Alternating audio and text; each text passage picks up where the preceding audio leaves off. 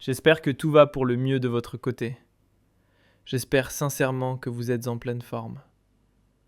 Alors, l'Algérie vient officiellement d'entrer dans une nouvelle ère ferroviaire, avec la mise en service de ce qui est présenté comme le chantier le plus colossal des 3 dernières décennies. Oui, le pays a franchi une étape symbolique en mettant sur rail une ligne gigantesque de près de 950 km en plein cœur du désert.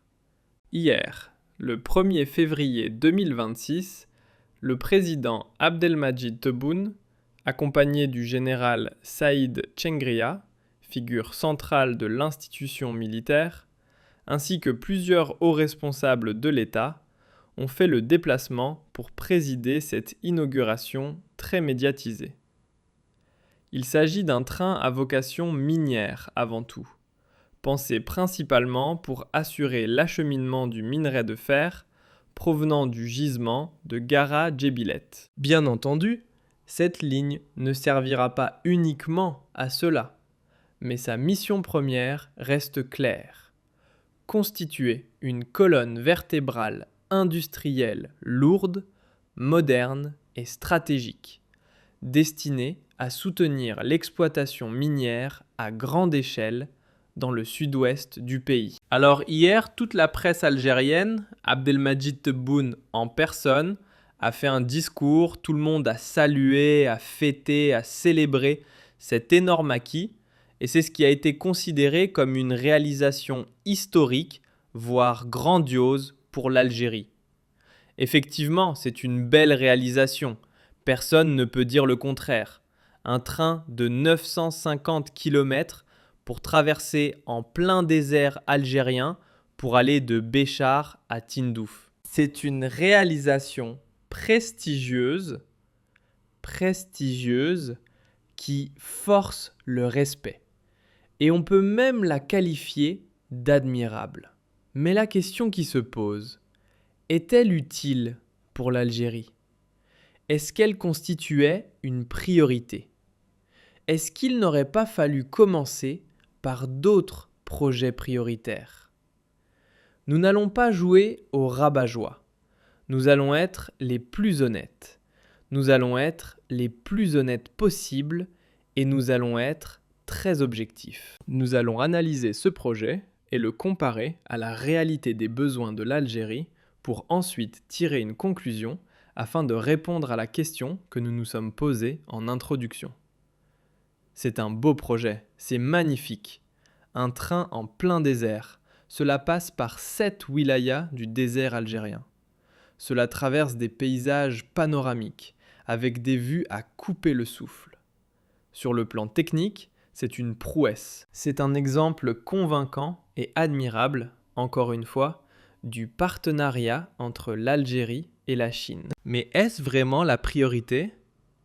Est-ce qu'il n'y avait pas d'autres priorités auxquelles l'Algérie aurait dû s'attaquer ?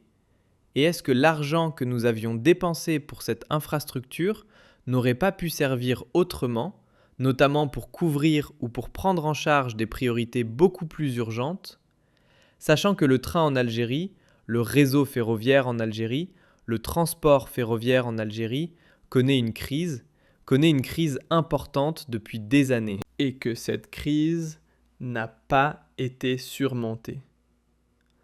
Nous avons des dysfonctionnements majeurs.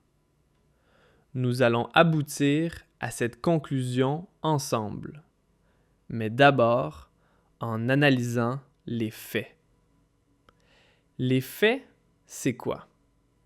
C'est que cette nouvelle ligne ferroviaire du sud-ouest, comme l'appellent les autorités algériennes, elle est impressionnante sur le plan technique.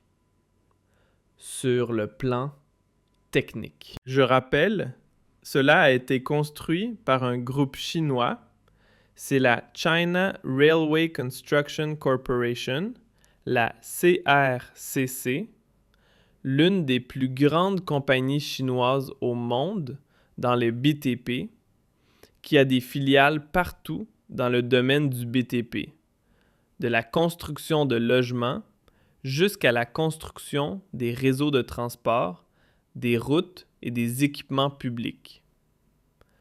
Elle était partenaire de la compagnie publique algérienne Cosider, donc, qui ont été chargés de la réalisation de ce projet. Ce projet a commencé plus exactement en novembre 2023.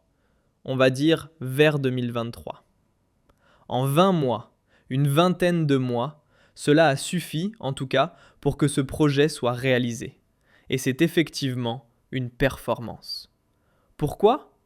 Parce qu'il n'y a pas que le train, il n'y a pas que les rails, il n'y a pas que la ligne de chemin de fer qui a été construite. Il fallait construire 45 ponts ferroviaires qui totalisent une longueur de 20 km, parmi lesquels, par exemple, il y a des ponts ferroviaires qui traversent l'Oued Saoura. Il y a aussi ce qui est considéré comme les ouvrages ferroviaires les plus imposants et les plus longs d'Algérie et d'Afrique. Il y a eu 50 passages routiers, 1439 structures hydrauliques pour le drainage des eaux ont également été dressées dans le cadre de ce méga projet. 7 gares ont été construites, notamment à Abadla, Hamagir, Habib Tabala et Beni Ounif. Ces gares ont été réalisées avec une architecture assez ambitieuse.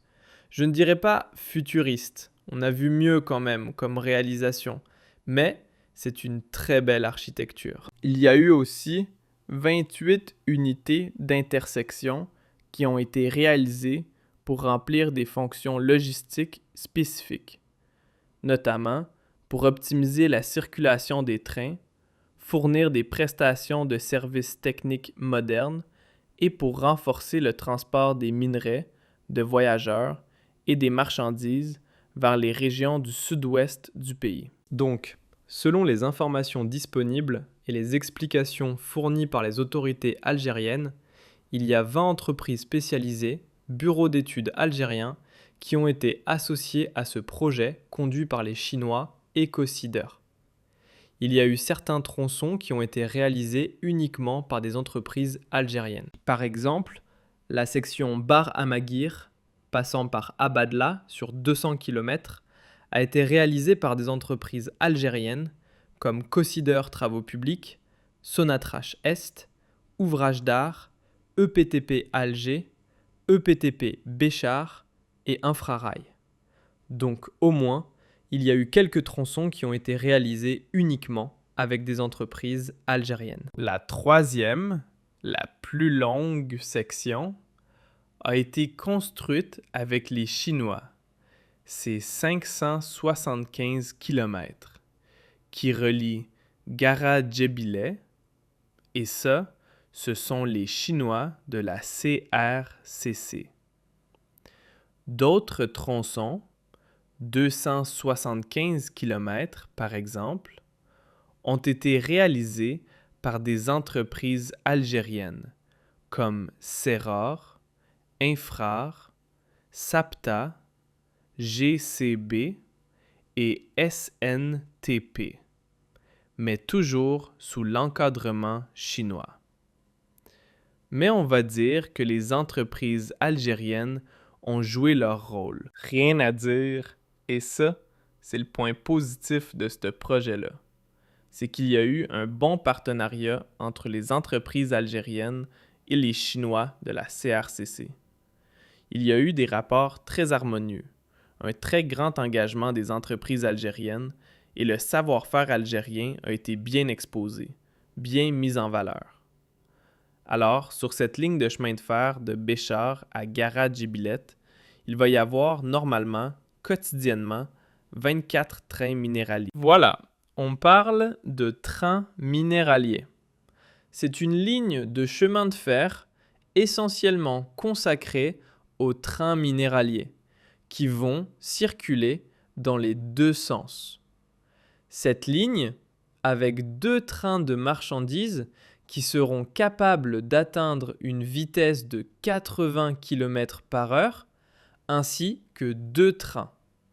Il y aura 2 trains de voyageurs chaque jour à une vitesse maximale de 160 km/h. Donc, qui vont compléter le trafic ferroviaire sur cette ligne, selon les explications et les engagements pris, en tout cas, par les autorités algériennes. C'est un beau projet, rien à dire.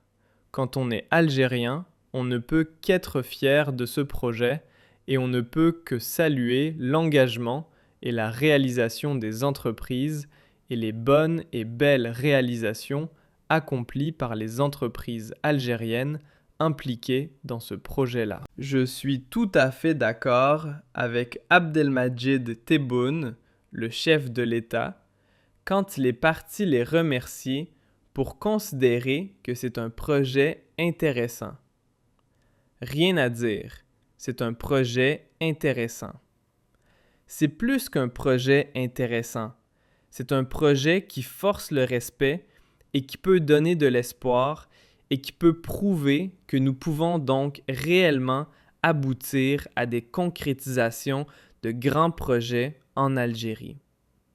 C'est possible de relever le défi en Algérie. L'Algérie a relevé le défi de faire ce projet, ce train de 950 km notamment, qui a commencé essentiellement, les travaux ont commencé essentiellement en 2023, en novembre 2023, donc en même pas 2 ans.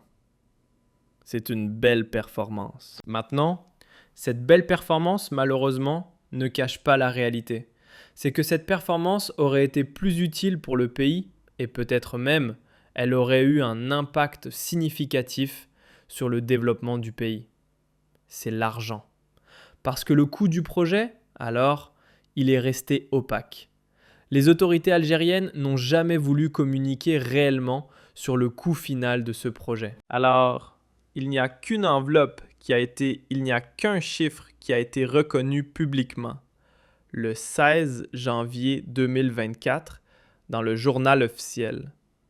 C'est une enveloppe de 3,2 milliards de dollars qui a été consacrée pour la construction d'une partie de la moitié de ce chemin de fer, qui a été attribuée à la société chinoise, la CRCC, en partenariat avec Cosider. Ça, c'est une partie du projet. 3,2 milliards de dollars. C'est le train qui a été réalisé par les Chinois et Cosider, les 575 km de Amaguir à Omassel. Pour le reste, aucun détail financier n'a jamais été communiqué par les autorités algériennes. On n'a jamais voulu nous dire la vérité. En réalité, ce projet a coûté énormément d'argent. Ce train a coûté seulement 3,2 milliards de dollars, tel qu'il a été communiqué par les autorités algériennes, qui n'ont pas voulu faire preuve de transparence.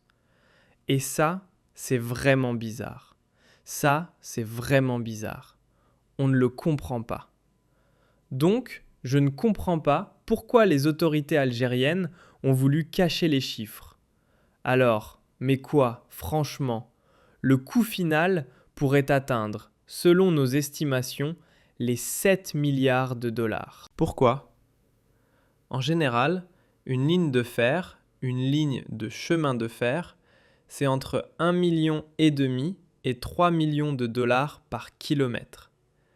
Dans une ligne de train minéralier, ça, c'est une infrastructure beaucoup plus lourde. Ce sont des trains spécifiques qui doivent supporter une certaine charge et qui doivent obéir ou correspondre à certains critères ou à certaines exigences techniques, notamment de sécurité. Parce qu'on transportait du minerai de fer, c'est pas comme transporter... C'est complètement différent de la mission des trains qui doivent transporter uniquement des passagers. Donc, on estime qu'il faut des coûts intermédiaires qui peuvent dépasser les 4 millions de dollars par kilomètre, notamment en ce qui concerne la construction de trains dans un désert, dans des environnements différents du nord, de la plaine, etc., dans des environnements caractérisés par des conditions climatiques très hostiles, la présence du sable, du désert, etc. Donc, ça a dépassé les 4 millions de dollars par kilomètre. En plus, il fallait construire des ouvrages d'art, il fallait des infrastructures, il fallait des bases logistiques, des signalisations modernes et des télécommunications, des opérations et des équipements de télécommunications ferroviaires.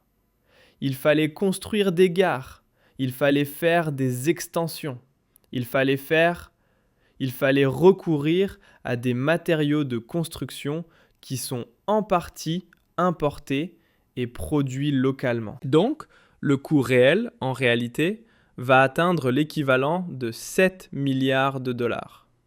C'est pour ça que ce chiffre n'a pas été révélé par les autorités algériennes. Parce que 7 milliards de dollars pour ce train, c'est quand même énorme. Je dis bien, c'est quand même énorme. Pourquoi énorme ? Parce que cet argent aurait pu être utilisé pour d'autres priorités. On va dire les choses clairement. Un pays de la taille de l'Algérie, de l'importance de l'Algérie, avec presque bientôt 50 millions d'habitants. On a dépassé les 40 millions d'habitants depuis 2025. À la fin de l'année 2026, on sera pratiquement 49 millions d'habitants. Et avant d'atteindre 2028, on sera déjà à 50 millions d'habitants. Entre 2028 et 2029, on sera à 50 millions d'habitants. À 50 millions d'habitants, 90% de notre population, vous le savez, habite dans le nord du pays. Et malheureusement, le train dans les régions les plus peuplées du pays, il est extrêmement sous-développé. Je dis bien qu'il est extrêmement sous-développé. Avec 7 milliards de dollars, on aurait pu doter les grandes villes du nord du pays, Alger, Oran, Constantine, Annaba, Béjaïa, Sétif et d'autres villes de l'intérieur du pays, Djelfa, Tiaret, etc. On aurait pu doter ces grandes villes du pays, ou ces moyennes et futures grandes villes du pays, d'infrastructures ferroviaires modernes. Notre réseau ferroviaire, le train en Algérie, est en crise. Alors, vous devez savoir une chose, qu'en Algérie, nous sommes effectivement classés, on va dire, le deuxième pays en matière d'importance du réseau ferroviaire, juste après l'Afrique du Sud, et classé à égalité avec l'Égypte. Je crois que l'Égypte, avec les politiques qu'ils sont en train de lancer, est en train de nous dépasser un petit peu. En tout cas, on est le deuxième pays en termes de longueur et d'importance du volume du réseau ferroviaire en Afrique, sur le continent africain, juste après l'Afrique du Sud. Mais malheureusement, ce réseau est très usé, très âgé. Il faut savoir que 50% du réseau actuel en Algérie a plus de 30 ans. Certaines lignes de chemin de fer en Algérie datent de l'époque coloniale, de plus de 60 ans. On est encore en train d'exploiter des lignes de chemin de fer qui datent de l'époque de la colonisation, en raison de la vétusté et de l'âge très avancé de ces lignes. Et malheureusement, du manque d'investissement. Du manque d'investissement de la part de l'État ou de la mauvaise gestion des investissements de l'État ou de l'Algérie ou des pouvoirs publics. Il se trouve qu'on ne peut pas développer ce qu'on appelle les LTV ou les trains. Ce qu'on appelle les LGV, les trains de grande vitesse. Et malheureusement, on souffre dans le réseau ferroviaire algérien. On souffre de ce que les spécialistes appellent les LTV, les limitations temporaires de vitesse. Il faut savoir qu'en Algérie, le train ne peut pas dépasser 160 km/h. Sauf que, par certains endroits, à cause de la vétusté des rails et de leur inadaptation aux trains modernes, le train en Algérie doit circuler à 40 km par heure sur certains tronçons où les rails et le ballast sont trop usés. Le ballast, ce sont les matériaux, les pierres, les matériaux qui sont utilisés pour construire les chemins de fer. Et ça, c'est un très gros problème. Moi, j'ai l'habitude de prendre le train en Algérie depuis quand j'étais en Algérie, avant 2019.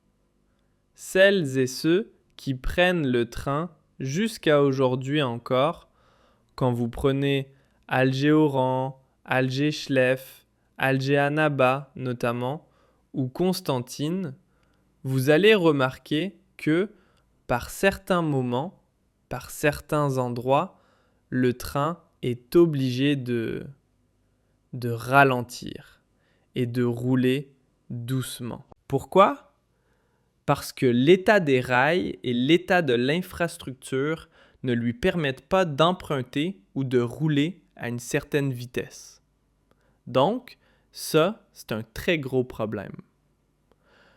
Donc, au lieu d'investir presque 7 milliards de dollars dans une région du sud-ouest qui n'est pas peuplée, il faut savoir que Béchar et Tindouf, il n'y a même pas 500 000 habitants dans les deux villes. Il n'y a même pas 500 000 habitants. 500 000, Oran, c'est plus d'1 million de personnes. Oran et ses banlieues, et ses villes de proximité. Je ne parle même pas d'Alger, sa grande agglomération, où ça peut dépasser les 8 millions d'habitants. Je ne parle pas de Béjaïa et des villes de la Kabylie. Je ne parle pas de Chlef, Mostaganem, Tlemcen et tout ça. 90% de la population algérienne, elle est dans ces régions du Nord. Et dans ces régions du Nord, le train est encore très sous-développé. Nous avons aussi un problème de retard. Il faut savoir que nous avons un taux de retard qui touche que de 30 à 40% de nos trains en Algérie sont victimes de retard. Et encore, la définition du retard en Algérie, elle ne correspond pas aux critères européens, aux critères des pays civilisés. En Europe, par exemple, 5 minutes, c'est un retard. En Algérie, pour parler de retard, il faut attendre déjà une demi-heure. Vous avez des trains qui ont 1 heure de retard, plus d'une demi-heure de retard. Avant une demi-heure, ce n'est pas un retard. Au-delà d'une demi-heure, c'est pratiquement un retard. Et il y a des retards qui peuvent durer 2, 3, 4 heures. Quelquefois, il y a des trains qui sont annulés, des trains qui sont remplacés. Un train sur 3 en Algérie, il est victime d'un retard ou il subit des retards. Et nous avons donc malheureusement des dysfonctionnements importants. Ce qui à cause de ces retards, à cause du mauvais entretien des rails, etc., ce qui perturbe énormément le développement du train en Algérie. Donc on a énormément de problèmes au niveau de la sécurité des voies, le fléau du sabotage, au niveau des passages à niveau, au niveau des gares. Il faut savoir qu'au nord du pays, vous prenez la gare de Aher à Alger, elle est extrêmement vétuste. Une partie de l'époque coloniale. Il y a des gares centrales dans les grandes villes du pays. Ce sont encore des structures de la colonisation. Ce sont encore des gares. Il y a beaucoup de gares en Algérie, dans la majorité des grandes villes du pays, qui datent de l'époque coloniale. Ce sont les nouvelles gares que nous avons. le nombre des nouvelles gares est encore très faible en Algérie, alors qu'il y a beaucoup de gares ferroviaires, qui datent de l'époque coloniale, où certaines ont été rénovées, certaines ont été complétées, etc. Il y a des gares qui chauffent à Alger. La gare centrale d'Alger. Voilà, c'est l'époque coloniale. Mais ça reste mal entretenu. Donc même si on est deuxième ou troisième en Afrique, on est très très loin des normes modernes. On est très très loin des normes modernes. J'espère que tout va pour le mieux de votre côté. J'espère sincèrement que vous êtes en pleine forme. Alors, l'Algérie vient officiellement d'entrer dans une nouvelle ère ferroviaire, avec la mise en service de ce qui est présenté comme le chantier le plus colossal des 3 dernières décennies. Oui, le pays a franchi une étape symbolique, en mettant sur rail une ligne gigantesque de près de 950 km en plein cœur du désert. Hier, le 1er février 2026, le président Abdelmadjid Tebboune, accompagné du général Saïd Chengria, figure centrale de l'institution militaire, ainsi que plusieurs hauts responsables de l'État, ont fait le déplacement pour présider cette inauguration très médiatisée. Il s'agit d'un train à vocation minière avant tout, pensé principalement pour assurer l'acheminement du minerai de fer provenant du gisement de Gara Djebilet. Bien entendu, cette ligne ne servira pas uniquement à cela, mais sa mission première reste claire: constituer une colonne vertébrale industrielle lourde, moderne et stratégique, destinée à soutenir l'exploitation minière à grande échelle dans le sud-ouest du pays. Alors hier, toute la presse algérienne, Abdelmadjid Tebboune en personne, a fait un discours, tout le monde a salué, a fêté, a célébré cet énorme acquis, et c'est ce qui a été considéré comme une réalisation historique, voire grandiose pour l'Algérie. Effectivement, c'est une belle réalisation, personne ne peut dire le contraire.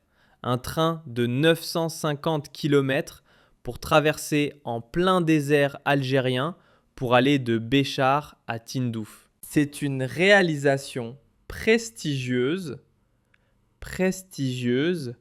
qui force le respect.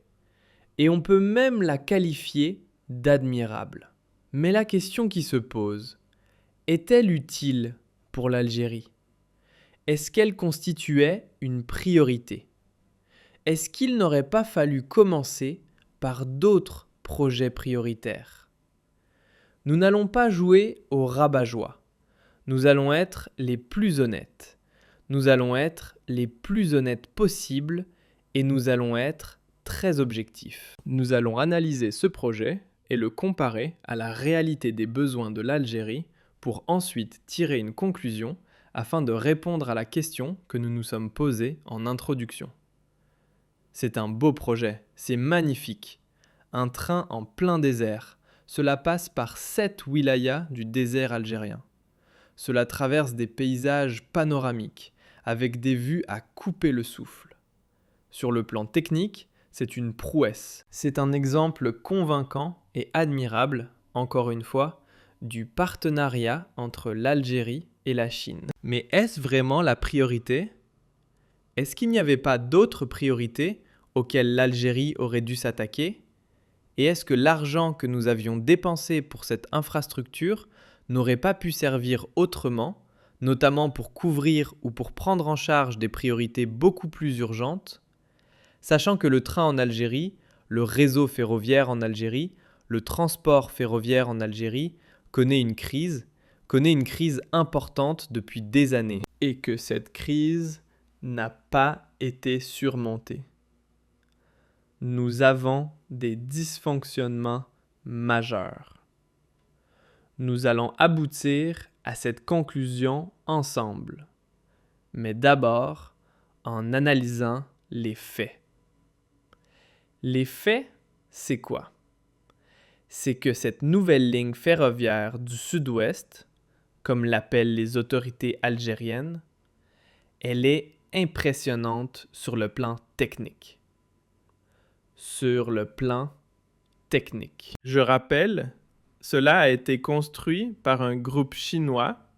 C'est la China Railway Construction Corporation, la CRCC, l'une des plus grandes compagnies chinoises au monde dans le BTP, qui a des filiales partout dans le domaine du BTP, de la construction de logements jusqu'à la construction des réseaux de transport, des routes et des équipements publics. Elle était partenaire de la compagnie publique algérienne Cosider, donc, qui ont été chargés de la réalisation de ce projet. Ce projet a commencé plus exactement en novembre 2023. On va dire vers 2023. En 20 mois, une vingtaine de mois, cela a suffi, en tout cas, pour que ce projet soit réalisé. Et c'est effectivement une performance. Pourquoi ? Parce qu'il n'y a pas que le train, il n'y a pas que les rails, il n'y a pas que la ligne de chemin de fer qui a été construite. Il fallait construire 45 ponts ferroviaires qui totalisent une longueur de 20 km, parmi lesquels, par exemple, il y a des ponts ferroviaires qui traversent l'Oued Saoura. Il y a aussi ce qui est considéré comme les ouvrages ferroviaires les plus imposants et les plus longs d'Algérie et d'Afrique. Il y a eu 50 passages routiers, 1439 structures hydrauliques pour le drainage des eaux ont également été dressées dans le cadre de ce méga projet. 7 gares ont été construites, notamment à Abadla, Hamagir, Habib Tabala et Beni Ounif. Ces gares ont été réalisées avec une architecture assez ambitieuse. Je ne dirais pas futuriste, on a vu mieux quand même comme réalisation, mais c'est une très belle architecture. Il y a eu aussi 28 unités d'intersection qui ont été réalisées pour remplir des fonctions logistiques spécifiques, notamment pour optimiser la circulation des trains, fournir des prestations de services techniques modernes et pour renforcer le transport des minerais, de voyageurs et des marchandises vers les régions du sud-ouest du pays. Donc, selon les informations disponibles et les explications fournies par les autorités algériennes, il y a 20 entreprises spécialisées, bureaux d'études algériens, qui ont été associés à ce projet conduit par les Chinois Ecosider. Il y a eu certains tronçons qui ont été réalisés uniquement par des entreprises algériennes. Par exemple, la section Bar Amagir, passant par Abadla sur 200 km, a été réalisée par des entreprises algériennes comme Cosider Travaux Publics, Sonatrach Est, Ouvrages d'Art, EPTP Alger, EPTP Béchar et Infrarail. Donc au moins, il y a eu quelques tronçons qui ont été réalisés uniquement avec des entreprises algériennes. La troisième, la plus longue section, a été construite avec les Chinois. C'est 575 km qui relient Gara Djebile et ça, ce sont les Chinois de la CRCC. D'autres tronçons, 275 km par exemple, ont été réalisés par des entreprises algériennes comme Serrar, Infrar, Sapta, GCB et SNTP, mais toujours sous l'encadrement chinois. Mais on va dire que les entreprises algériennes ont joué leur rôle. Rien à dire, et ça, c'est le point positif de ce projet-là. C'est qu'il y a eu un bon partenariat entre les entreprises algériennes et les Chinois de la CRCC. Il y a eu des rapports très harmonieux, un très grand engagement des entreprises algériennes et le savoir-faire algérien a été bien exposé, bien mis en valeur. Alors, sur cette ligne de chemin de fer de Béchar à Gara Djibilet, il va y avoir normalement, quotidiennement, 24 trains minéraliers. Voilà, on parle de trains minéraliers. C'est une ligne de chemin de fer essentiellement consacrée aux trains minéraliers qui vont circuler dans les deux sens. Cette ligne, avec 2 trains de marchandises qui seront capables d'atteindre une vitesse de 80 km/h, ainsi que 2 trains.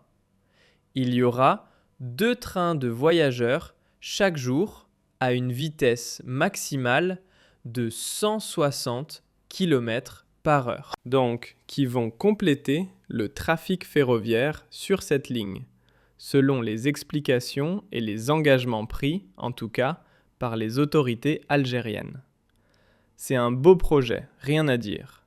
Quand on est algérien, on ne peut qu'être fier de ce projet et on ne peut que saluer l'engagement et la réalisation des entreprises et les bonnes et belles réalisations accomplies par les entreprises algériennes impliquées dans ce projet-là. Je suis tout à fait d'accord avec Abdelmadjid Tebboune, le chef de l'État, quand les partis les remercient pour considérer que c'est un projet intéressant. Rien à dire, c'est un projet intéressant. C'est plus qu'un projet intéressant. C'est un projet qui force le respect et qui peut donner de l'espoir et qui peut prouver que nous pouvons donc réellement J'espère que tout va pour le mieux de votre côté. J'espère sincèrement que vous êtes en pleine forme. Alors, l'Algérie vient officiellement d'entrer dans une nouvelle ère ferroviaire, avec la mise en service de ce qui est présenté comme le chantier le plus colossal des 3 dernières décennies. Oui, le pays a franchi une étape symbolique en mettant sur rail une ligne gigantesque de près de 950 km en plein cœur du désert. Hier, le 1er février 2026, le président Abdelmadjid Tebboune, accompagné du général Saïd Chengria, figure centrale de l'institution militaire, ainsi que plusieurs hauts responsables de l'État, ont fait le déplacement pour présider cette inauguration très médiatisée. Il s'agit d'un train à vocation minière avant tout, pensé principalement pour assurer l'acheminement du minerai de fer provenant du gisement de Gara Djibilet. Bien entendu, cette ligne ne servira pas uniquement à cela, mais sa mission première reste claire: constituer une colonne vertébrale industrielle lourde, moderne et stratégique, destinée à soutenir l'exploitation minière à grande échelle dans le sud-ouest du pays. Alors hier, toute la presse algérienne, Abdelmadjid Tebboune en personne, a fait un discours, tout le monde a salué, a fêté, a célébré cet énorme acquis, et c'est ce qui a été considéré comme une réalisation historique, voire grandiose pour